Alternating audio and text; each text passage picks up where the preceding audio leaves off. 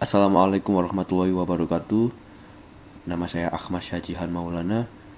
Saya dari kelas S dan kali ini saya akan mencoba untuk menjelaskan soal ETS fisika. Yang pertama di sini ada soal apa yang dimaksud hukum Coulomb.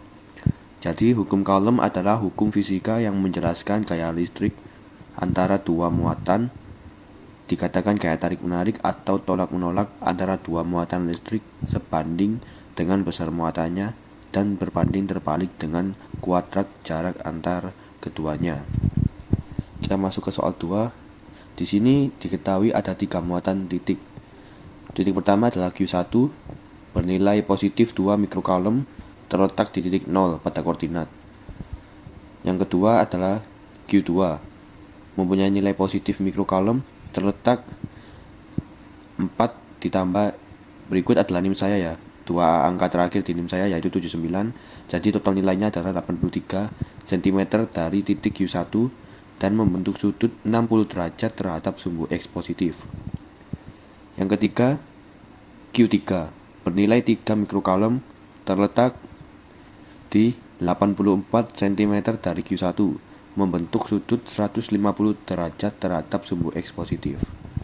Yang dicari adalah hitung besar dan arah resultan gaya yang dialami oleh muatan Q1 akibat Q2 dan Q3.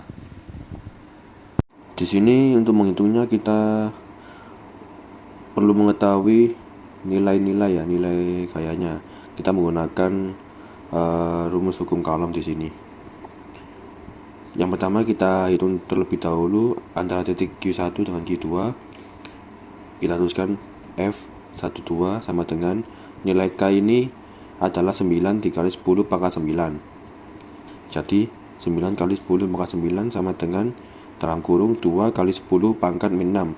Jadi nilai mikrosi ini adalah 10 pangkat min 6. Jadi Q1 bernilai positif mikrosi yaitu 2 dikali 10 pangkat min 6. Ini adalah Q2 bernilai 1 mikrosi 1 kali 10 pangkat minus 6 per R. R di sini adalah jarak antar muatan ya, jarak antar muatan antara Q1 dengan Q2 yaitu 0,83. Ini awalnya 83 cm, kita ubah ukurannya jadi meter.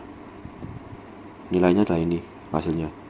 18 dikali 10 pangkat minus 3 per 0,688. Hasilnya adalah 2,6 dikali 10 pangkat min 2 Newton. Untuk menghitung F1 dan 3 nya sama seperti yang saya jelaskan tadi, yaitu nilai K dikalikan dengan titik Q1 dengan titik Q3 per jarak antar muatan antara Q1 dan Q3. Hasilnya seperti ini, 54 dikali 10 min 3 per 0,705. Nilainya sama dengan 7,6 kali 10 pangkat min 2 Newton. Lalu kita uraikan gaya ke komponen X dan Y pada koordinat. Q1 ke Q2 membentuk sudut 60 derajat terhadap sumbu X positif. Jadi kita perlu mengetahui nilai-nilai untuk koordinat X dan koordinat Y pada pada titik Q1 dan Q2. Kita hitung setelah kita mendapatkan nilai gaya tersebut dari perhitungan yang sebelumnya. Pada F1 F2 kita dapatkan 2,6 kali 10 min 2 dikali cos 60 derajat. Untuk koordinat X selalu menggunakan cos. Jadi hasilnya 2,6 dikali 10 min 2 dikali setengah. Jadi 1,3 kali 10 pangkat min 2. Lalu kita hitung di koordinat Y, 2,6 dikali 10 pangkat min 2 sin 60 derajat. Untuk koordinat Y kita selalu pakai sin. Jadi hasilnya 2,6 dikali 10 pangkat min 2 dikali setengah akar 3. Hasilnya adalah 2,2 kali 10 pangkat min 2. Lalu kita hitung antara titik Q3 ke Q1 yang membentuk sudut 150 derajat terhadap sumbu X positif. Sama seperti sebelumnya, kita menghitung menggunakan hasil dari penghitungan yang tadi antara titik Q1 dan Q3. Hasilnya kan 7,6 kali 10 pangkat min 2. Jadi 7,6 kali 10 pangkat min 2, nilai cos 150 derajat. Hasilnya adalah ini, 7,6 dikali 10 min 2 dikali min setengah akar 3. Hasilnya adalah negatif 6,6 dikali 10 pangkat min 2. Sedangkan untuk Y, 7,6 dikali 10 pangkat min 2 sin 150 derajat, jadinya 7,6 dikali 10 pangkat min 2 dikali setengah, hasilnya 3,8 dikali 10 pangkat min 2. Setelah kita menguraikan gaya antara komponen ke sumbu koordinat X dan Y, kita jumlahkan. Untuk koordinat X yaitu F12X ditambah dengan F13X, yaitu nilai yang tadi kita cari ya. Pada F12X terdapat nilai 1,3 dikali 10 pangkat min 2.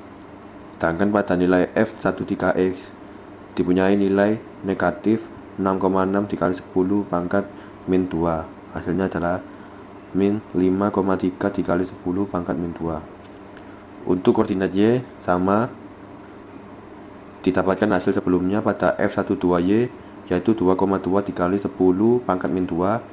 Sedangkan pada F13Y didapatkan nilai sebesar 3,8 dikali 10 pangkat min 2. Lalu didapati nilai 6,1 dikali 10 pangkat min 2. Kita hitung resultan gaya totalnya. F total sama dengan akar Fx kuadrat ditambah Fy kuadrat.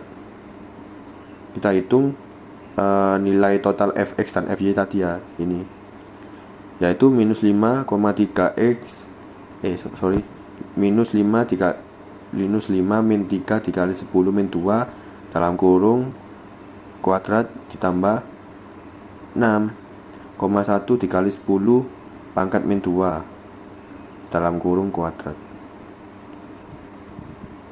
Dipunyai nilai, kita bisa jadikan desimal atau enggak, boleh. Nanti kita ketemunya nilai yaitu 8,1 dikali 10 min 2.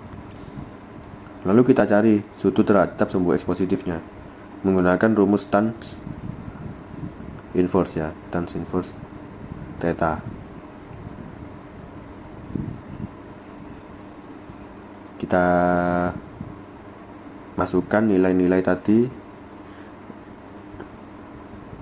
nilai yang kita hitung ini ke dalam kurung tan inverse dalam kurung Fy Fx ya, Fy Fx. Kita samakan nilainya, jadi gak ada yang negatif dan positif ya, semuanya sama positif. Jadi didapati nilai tan inverse 1,143. Kalau kita hitung dalam kalkulator, nilai sudutnya menjadi 49,1 derajat. Karena nilai Fx negatif dan Fy positif, pada vektor ada di kuadran 2. Jadi untuk vektor nilai totalnya ini dia terdapat di kuadran 2. Kita lihat pada gambar ya. F total pada kuadran 2. Ini koordinat sumbu titik 0, sumbu Y, sumbu X. Membentuk sudut 130,9 derajat terhadap sumbu X positif.